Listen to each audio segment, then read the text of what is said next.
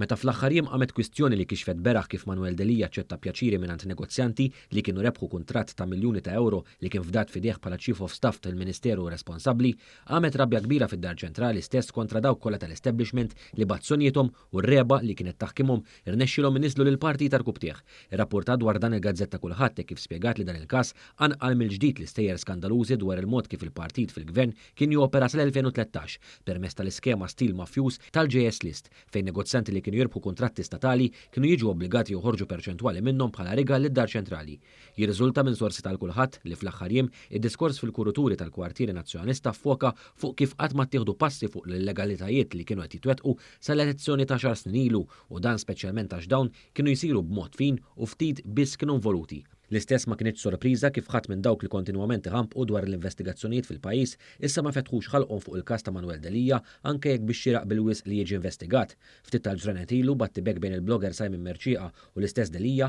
meqjus bħala l-pinna tal-establishment, kixef il-konflitt ta' interess ċar li dan tal-aħħar kellu meta rċieva flejjes mingħand negozjanti involuti fil-konsorzju li introduċa l-karozzi tal-linja tal-Arriva f'pajjiżna. Dan b'referenza għal familja ta' Jorgen Fenek. Merċieqa kiteb artiklu fejn fih allega li l-ex Chief of Staff Tostin Gatt irċieva flus ċiri oħrajn minn il-familja Fenek waqt li l-gvern kien assenjalu r-responsabbiltà biex indokra l-proġett tal-Arriva u fl-istess ħin kienet jorganizza l-kampanja elettorali personali għall-elezzjoni ġenerali tal-2013. Dak iż-żmien Delija kien ikkontesta bla suċċess il-5 distrett fisem il-Partit Nazzjonalista taħt Lorea Sgonzi. Fl-artiklu ta' Merċieqa ġie spjegat kif Delija dak iż-żmien igwadanja minn flus minn ta' Fenek billi organizza attività mingħajr ħlas fil-lukanda Dolmen tal-Grupp Tumas waqt li kuġin ta' Jorgen Fenek kien saħansitra għaddilu mijiet ta' euro biex jiffinanzjalu il-kampanja elettorali. Reazzjoni għal dan il-moħħ wara d-diżastru tal-Arriva f'Malta waqt li konferma li rċieva pjaċiri personali ħabbar li kien se jiftaħ il-bell il-Merċieqa dan l-iżvilupp kompla jikxef il-konflitt ta' interess lampanti li bih allegatament ħadem Delija bħala Chief of Staff Tostin Gatt